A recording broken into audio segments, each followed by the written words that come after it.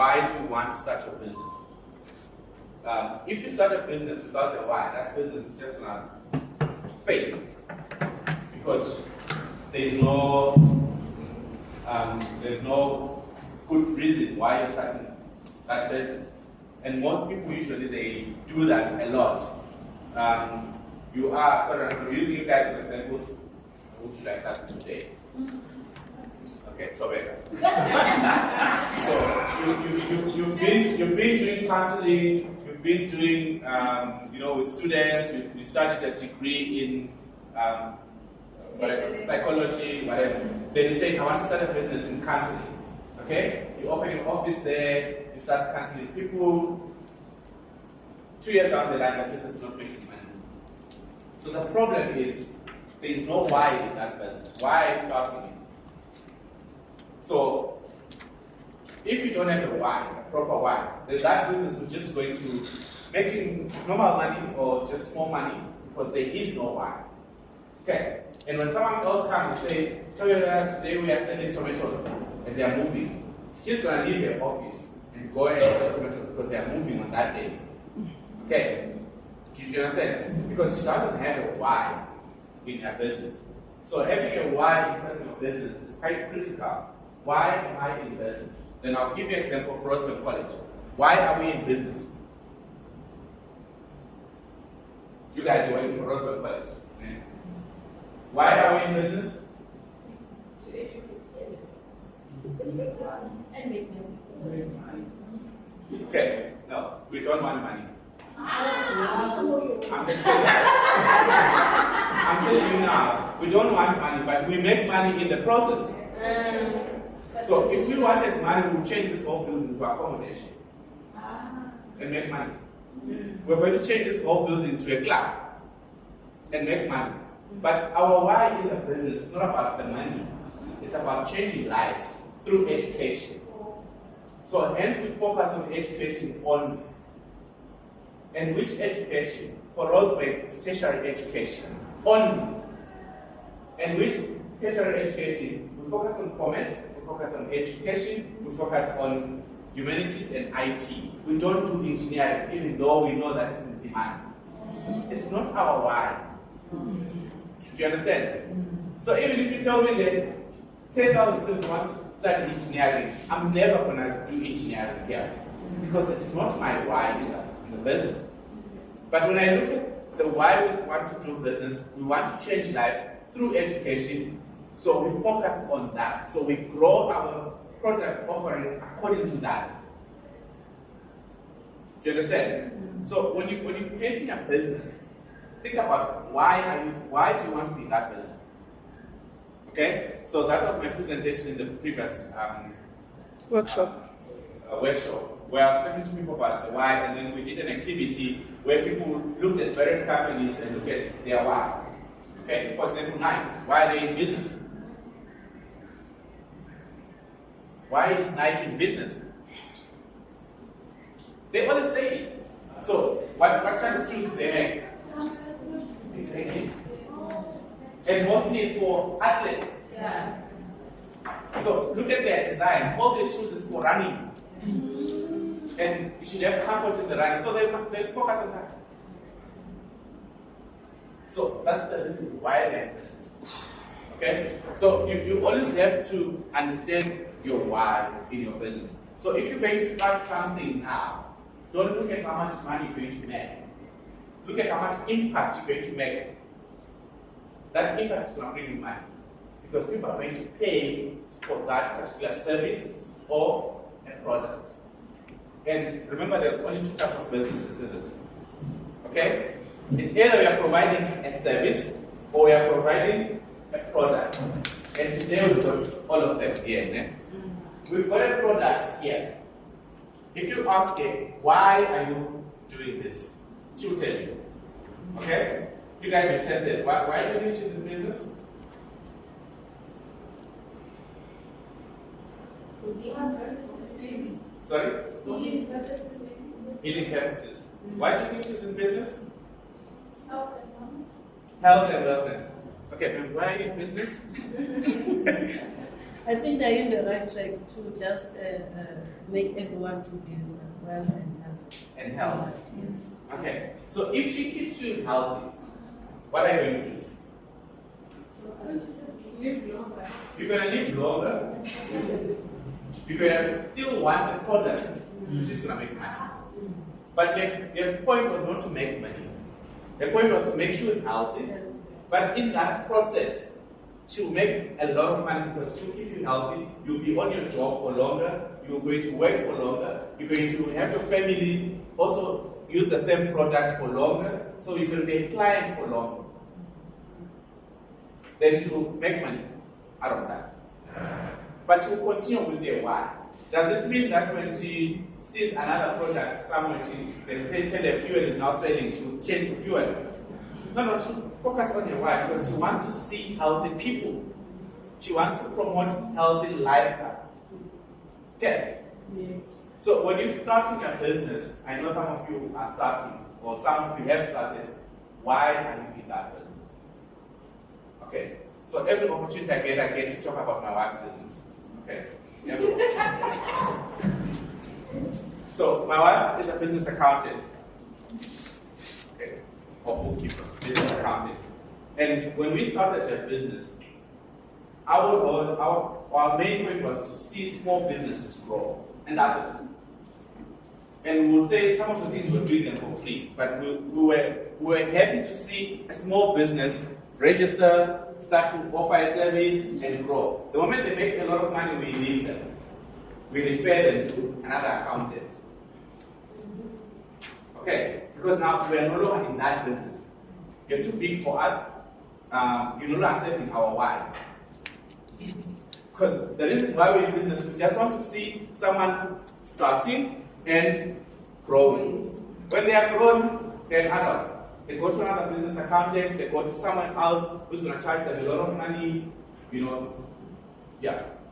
And they are off, and we wouldn't take a Roswell College to be our client. We'll never. Why? Because it's grown, it's big. Roswell College would want us to come and have an office here and focus on them. Then we are no longer serving our why, because now we are focusing on one person. Yet, our why is to focus on so many people growing. You understand? Tamil, preschool. Okay? Tamil wants to start to speak a preschool. So her why would look like maybe having a niche kind of preschool. You're focusing on kids that have got a special problem. It's not just a preschool. Do you understand? And then if Tamil decides to say, okay, maybe I'm a millionaire, my child has got that same problem that Tamil is solving. And I tell Tamil, how much are you making in preschool? She says, I'm making 30,000, I'll give you 50. Focus on my child only. Would you take the deal? Why? Exactly. Your why is not about saving one child. It's about saving a lot of children that have got that same problem. Do you understand? But most of us, because we are after money, like Janelle said, the reason why we're doing this is because of money. When a big client comes and says, listen, how much are you making in this business? They'll always ask you, how much are you making here?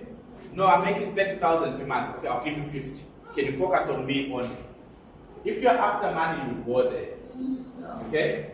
Then if you solve that person's problem, they will leave you. And you've got 0 clients.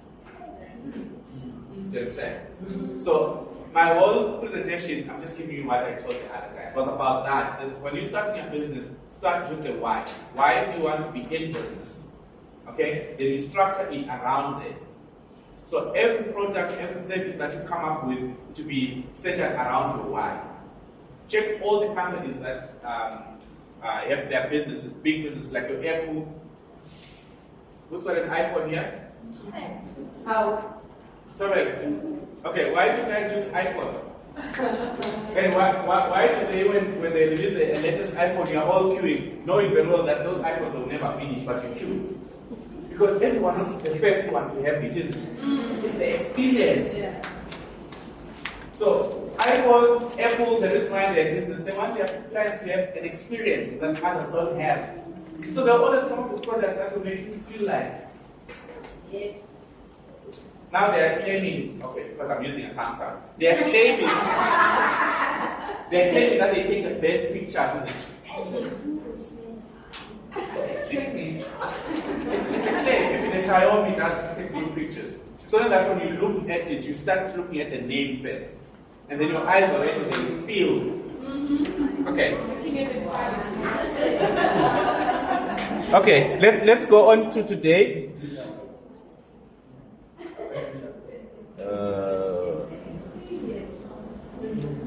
Okay, so today I looked at this one. This workshop for today is about the turning point.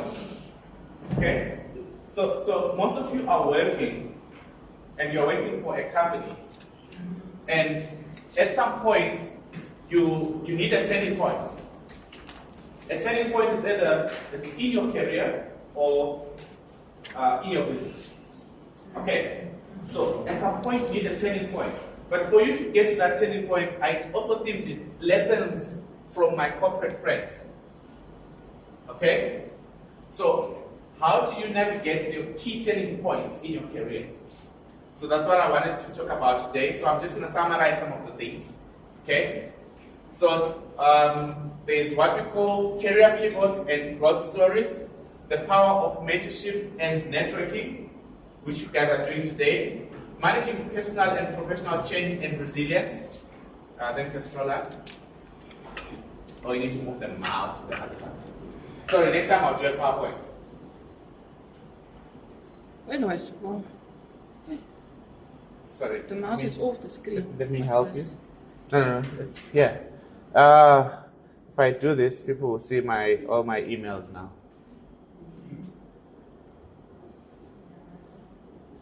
People will see all the monies now. They'll see their salaries. I'm just joking.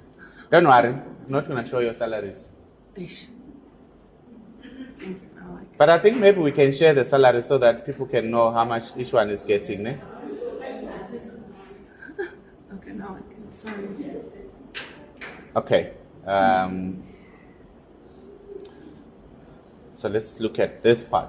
So session 1, it's career pivots and growth stories.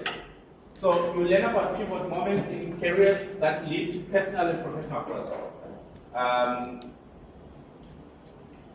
So we look at people who have, most of the examples is me, don't worry.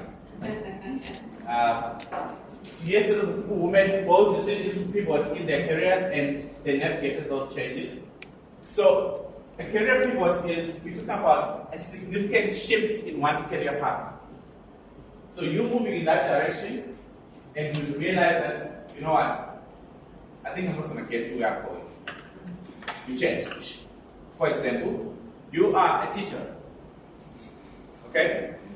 Then you decide, you see that, hey, you know the staff room, it's a true story. You look at the staff room, you look at the old guys who are 55, you look at the guys who's 59, you look at the guy who's 40, and you are 25. And you look at them like, you're going to be like this old man who's always complaining. Okay, so what do? Career shift. Take the other direction because you don't want to be where these people are.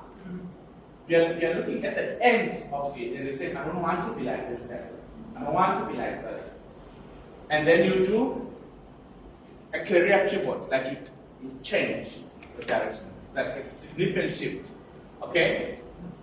So career pivots often arise when individuals seek new opportunities, face challenges, or feel stagnation. Like you feel like you've been stuck in one position. Okay? Or you're facing a challenge. Someone is always asking for a report. Lonely, I want to go tomorrow. Lonely, I want this. Lonely, like, I can't keep up. Every day, the report, you know what?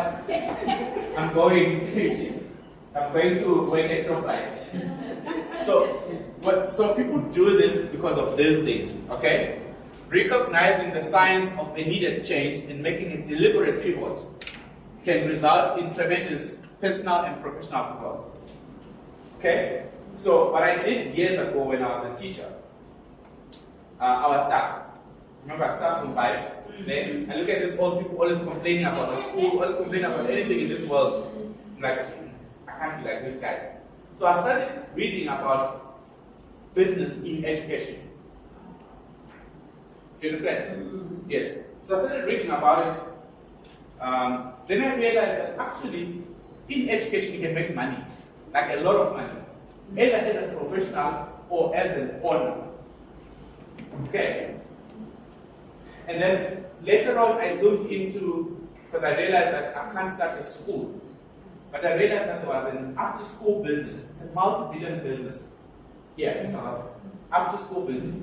People go to a normal school, then from there, they need to go to an aftercare, they need to go to extra classes, they need to go to extra whatever, extra. It's a lot of extra. Those extras is a multi-billion brand business. Then I started reading about it. Then I started reading about the people who started those businesses. Okay. Fortunately enough, I was called for an interview at Kumon. You guys know Kumon? Yes, they had a general manager position. They made a mistake and called me for an interview when I was a teacher.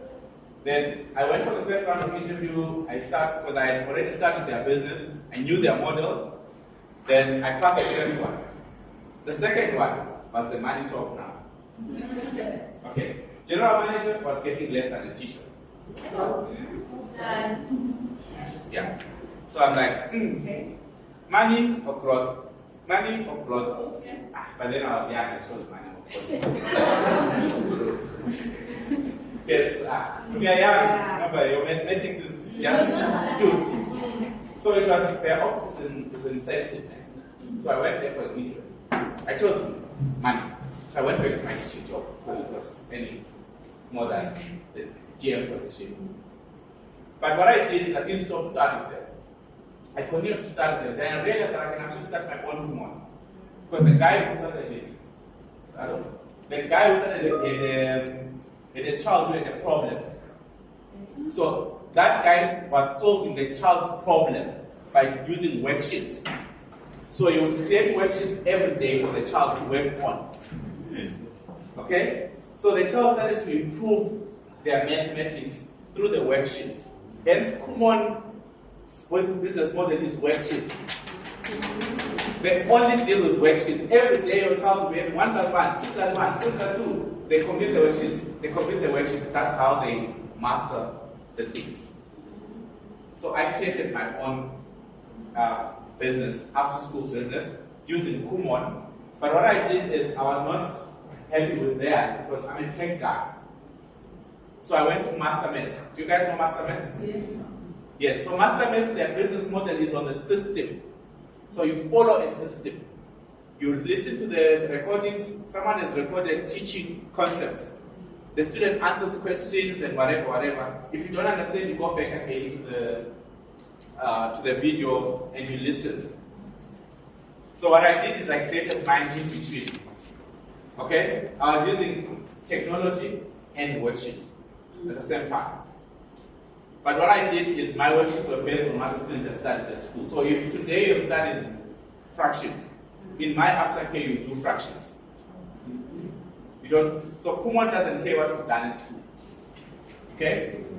Yes, it's just worksheets. They don't care what you're doing at school. Masterminds also, they have the curriculum, but they'll say you are self-paced. So it could be in chapter 5 at school, but then Masterminds you're in chapter 2. So mine says, if you're in chapter 2 at school, you're in chapter 2. So that you can do well at school. Do you understand? So all these things that I'm talking about, it's what you will need to do. Do you see that there's a why also in that kind of a model? So all these businesses have got a why, and at the same time, it was me recognizing the need to change and make a deliberate pivot that as a teacher, I want to move in this direction. Then I started moving more into business in education. It's not business in anywhere else. So Rosebank College found me when I was there. Do you understand? Because when they called me, they were asking me about business in education, and I had a lot of information about it because I was studying these things. Every day when I'm reading something about business in education. So when you ask me how to grow an education business, I have more than 1 million ideas of growing. So when you're working on your business idea, it's about have you read enough about what you want to do? Okay? You've made enough research about what you want to do. How many other people have done that thing? Then how much have they made from it?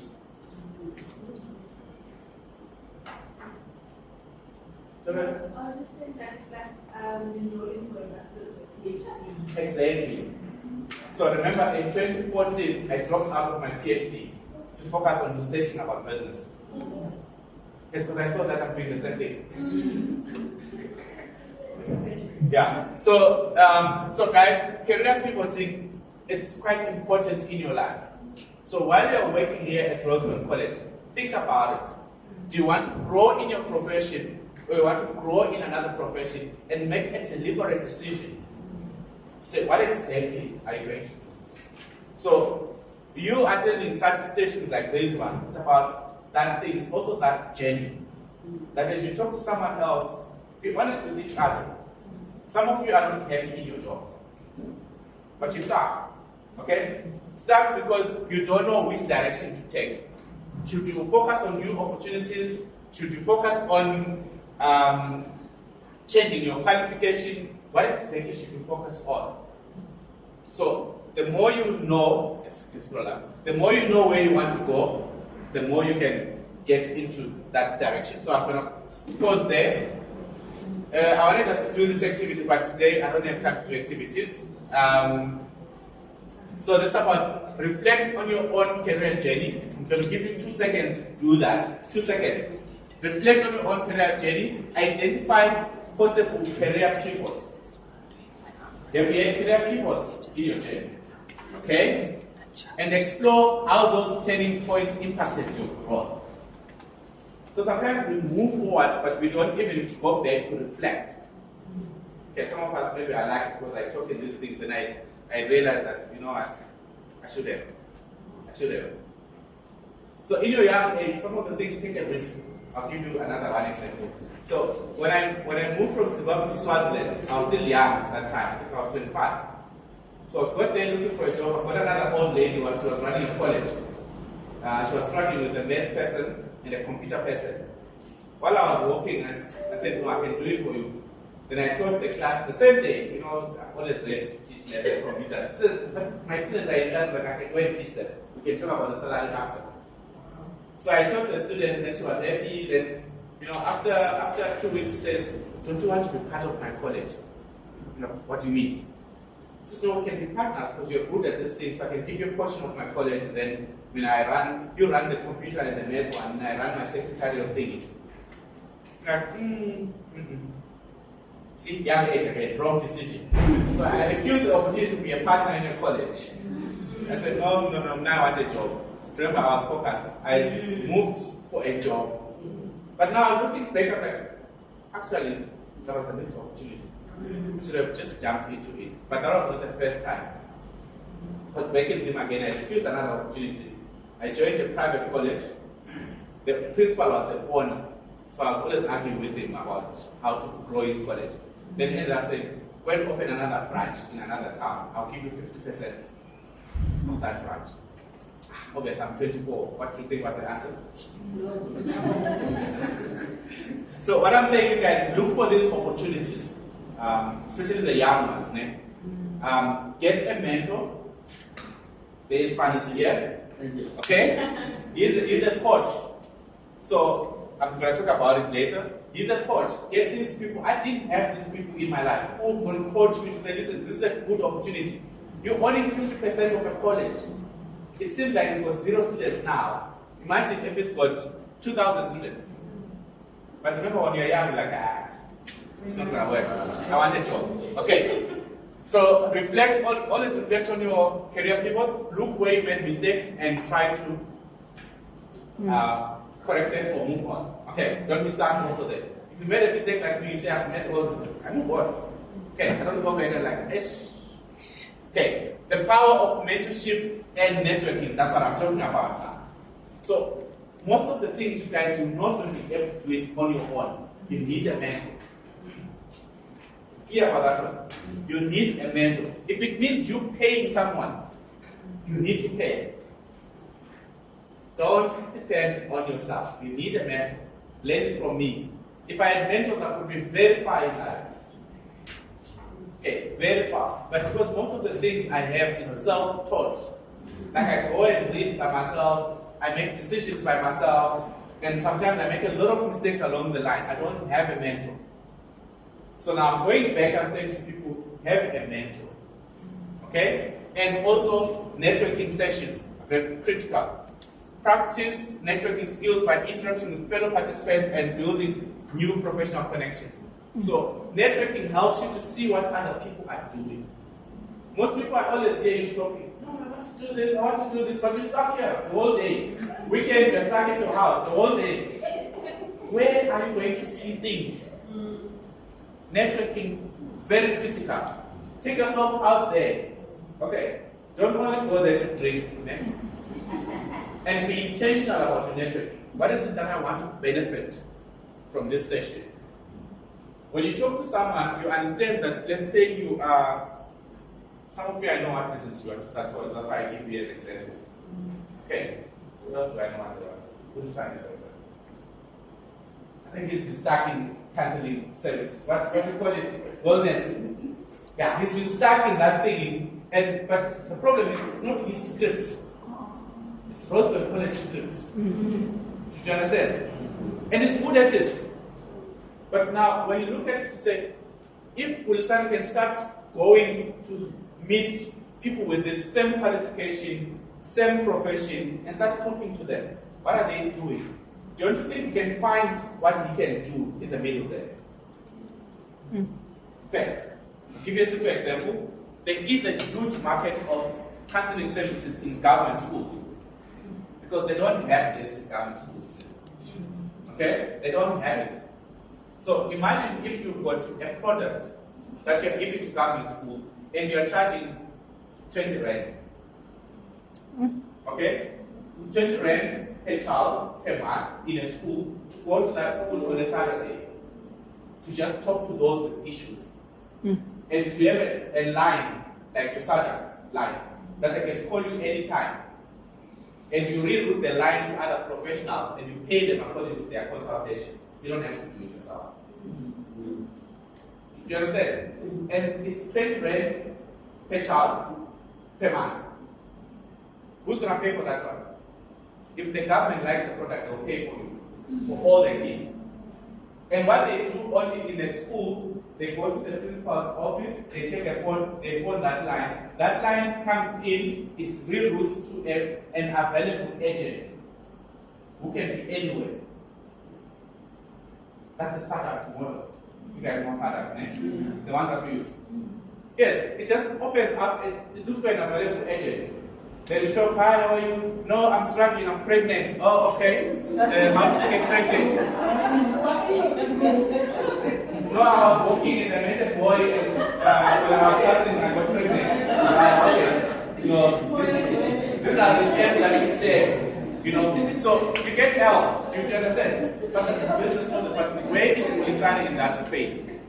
Ulisani is sitting at Roosevelt College. But what he has done is he has come with a product and a service which he doesn't have now to put more effort in. Because now it's a system that works on that thing. But because Ulisani is stuck here, remember I'm going to the issue of networking. Ulisani is not exposed to these things. The people that you see here, Ulisani is woman, Itai, who tell him, everything that you well is well done.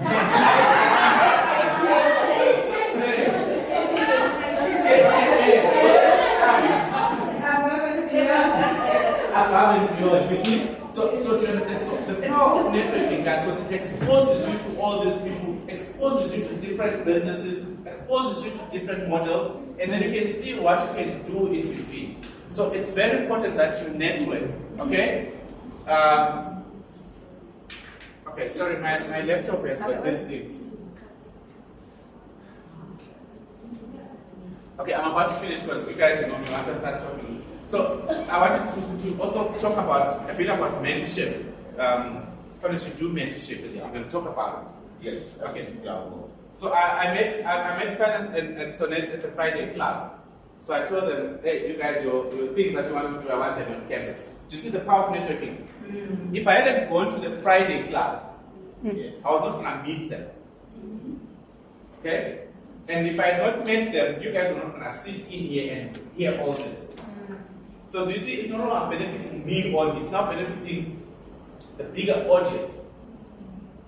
So whatever you do in those networking sessions, it's not going to benefit you only. You guys are going to expose your students, and your students are going to be empowered. So it's a whole chain of people that are going to benefit. Okay, so finance does coaching. So after this session, you can talk about mentoring and coaching and whatever services that he offers. He's an empowerment coach. I think the word says it all, ne? I doubt it. He's an empowerment coach. So the last one, this is the last one, ne? Managing personal and professional change and resilience. So this is how to manage change effectively and build resilience in your career. You will hear stories from corporate professionals, whatever. Okay, change is inevitable, and learning how to manage this situation for long-term success. Guys, businesses change every day. Every day there is a change in a business. Okay? So your role is, how do I manage this? Okay. Funny enough, today in the morning we were talking about humanities and logistics there by the PC office. And we were saying, what's the name? Sally had finished marking.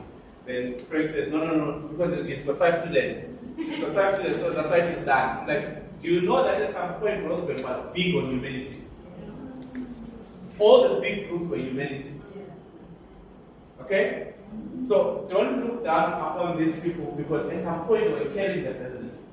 Now they seem like, no, humanities is not doing well because there's education, there's logistics. Tomorrow it's you guys. We'll flood the market of teachers. Another qualification is going to come in, and then we'll ask you, by the way, why are you here? Foundation phase? You understand? We'll start asking, Mr. Bom, I think I've got a lot of pieces. I don't think I need physics, but Bom can still teach physics, ne? I'm not going to go there in school. Because the numbers are going down. So at some point, every business has got these issues, but it's about how do you navigate that. But if you couple this with the career pivoting, it means you can actually see what is coming before it comes. Do you understand? And then you start making your changes before it comes. Okay, so if I may ask, well, I'll ask the PM, do you know when we're going to fill the market for teachers? Okay, see, something to think about. That's where your PM role ends. So you look at how many teachers are we producing. Okay, what is the demand of the teachers out there? How many schools are opening? And how many years do you think this is going to last? Do you understand? And then I start to think, at that time, what will I be doing? Okay? So that's how you think about it. That's why I said career pivoting. Now I'm talking about how do you navigate, how do you manage that one. Because your professional challenges, they affect your personal. Absolutely. Okay? So if you don't plan about it to say in the next so many years, so even if it doesn't happen, you still put it further again. Okay? In the next 5 years, I want to do this. Then if it doesn't happen, in the next 2 years again, I want to do this. But at least you've got something. Okay? Some of you are still young, but are you okay? You sure? Okay, I always give example of operations. But in AOA? AO. Okay. She wants to be AO. Okay. Which is good. So let's say value. I'm just going to give you age then, but it's not a real age. So let's say value, she looks young, she looks 21. So let's say value is 21, and she's an AOA. Okay, which is at the bottom level of operations. But she comes here, she realizes that actually I can be a lecturer. Okay, she registers for, okay, I'll just say you don't have a degree, but you have it. Let's say she doesn't have a degree, then she registers a degree, 3 years. She's still at AOA, she doesn't have to move because if she moves, she's going to get confused. 3 years she does a degree, then the 1 year she does an honors. Okay? Then once she finishes the honors, she asks us to say, I want to start tutoring for free. And she registers for a master's. Before she finishes the master's, she'll be a lecturer. Here. Do you understand? Which is 4 years. Okay? 4 years already you're a lecturer because you came here, you had a plan. And what exam you're going to do, and what path you're going to take, and what networks you're going to build. Because once you do your honors, you start talking to the HOA. Listen, I've got an honors degree, and can you check which modules I can take? It's internal. Okay? Then she tells you, oh, you can do this module. Okay, can I tutor for 1 hour in a week? Gaining the experience. When you're done with your honors, you can say, my honors is done. Can I then move from one department to the next? So she will skip the AOC, she will skip the AO, she will skip the, which other position is there? Everything operations, and then move to academics. Then when she gets to academics, because she knows the system, she might become a PC the following year. Do you understand? Because she's been doing maths with the PCs, she knows what PCs do. She can easily move on to the next level. PC, she can easily move to PM.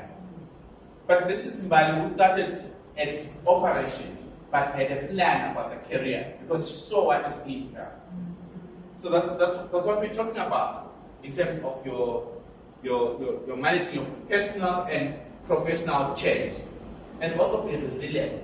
In those 3 years, it's not like things are going to be easy for her. Okay? Yes, sometimes there's going to be challenges, but it's about how does she navigate those challenges. Now she needs a mentor, she needs a coach.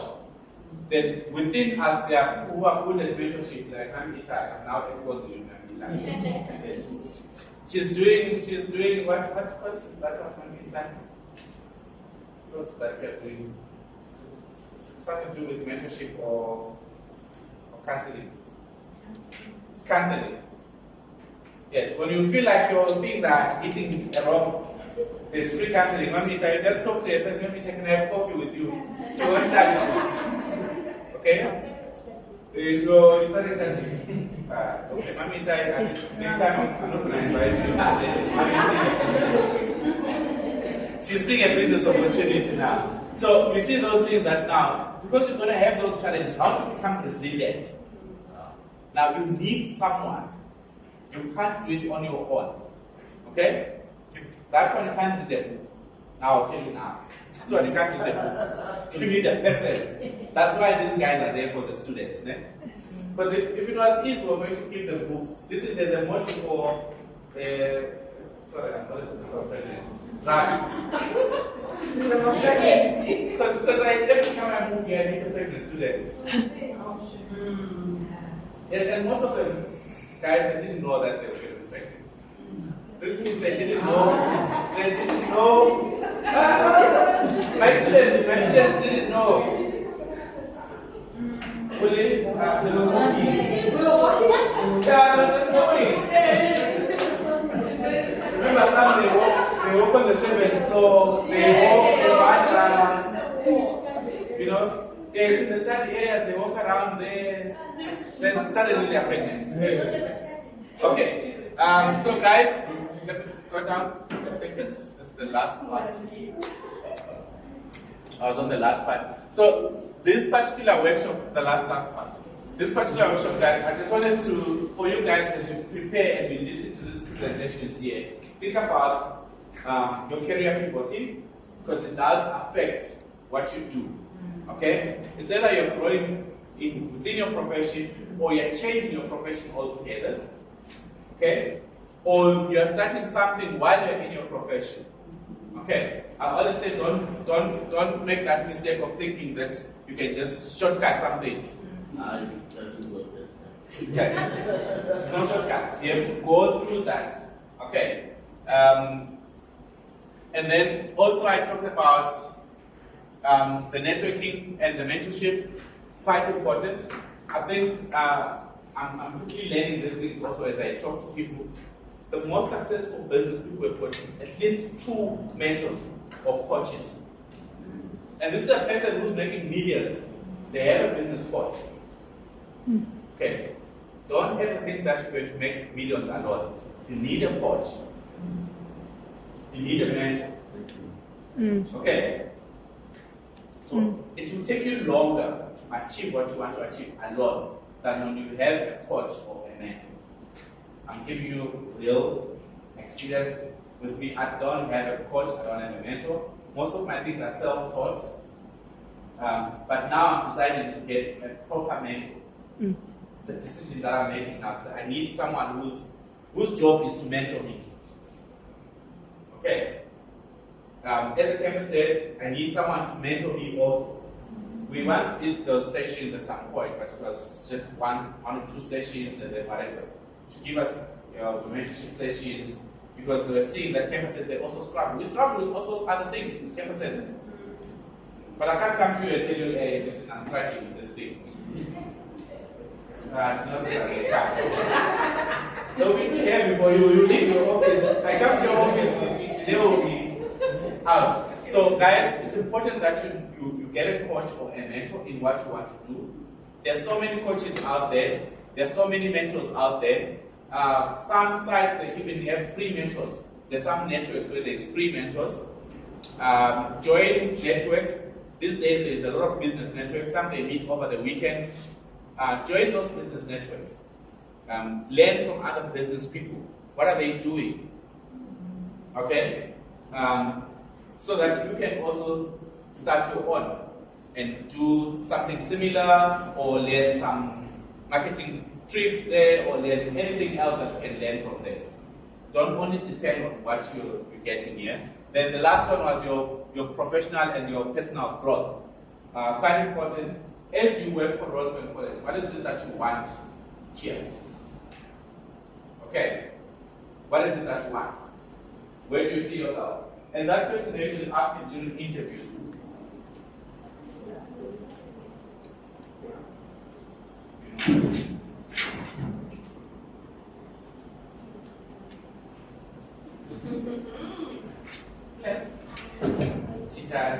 Teachers of today, they don't know.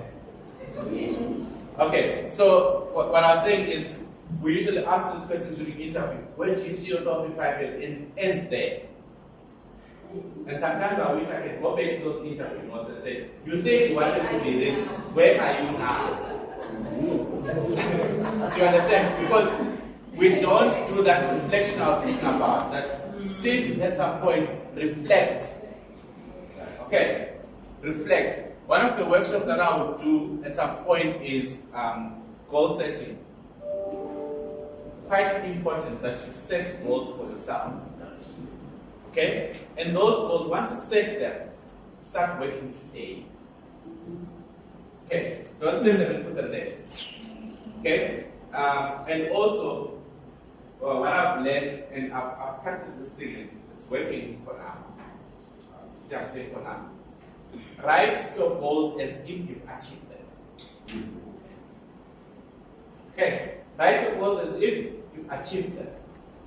I didn't believe it. But it does work. Absolutely. Yes. I am, okay, because I like driving. I am driving this car.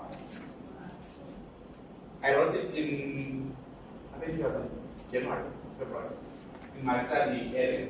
I wrote the car that I'm driving now. I wrote it there. I am driving this car in December 2024. I'm driving it now. Don't ask me how. But so after I saw that thing is working then, I wrote another one. It did work again. Now I wrote another one. Now I need a double-story house. I just wrote it. But I don't know how I'm gonna get it. But I see there is power in that thing. Honestly, there is. But I realized that even before I started writing this, I used to do this thing. But I never wrote it down. Then this guy, what's his name? Brian Tracy. Yeah. Brian Tracy talks about goal setting. My boss. Okay, it's time. Okay, I'll call it back just now. So, guys, goal setting is quite important. I'll try and leave it. It's quite important. Set your goals, write them as if you've achieved them. Okay, I am staying in 17 and I am earning 1 million. Yes. Do you understand? Don't underestimate that. I am doing this, I am doing this. Yes. You see? Okay, guys, thank you very much. You can see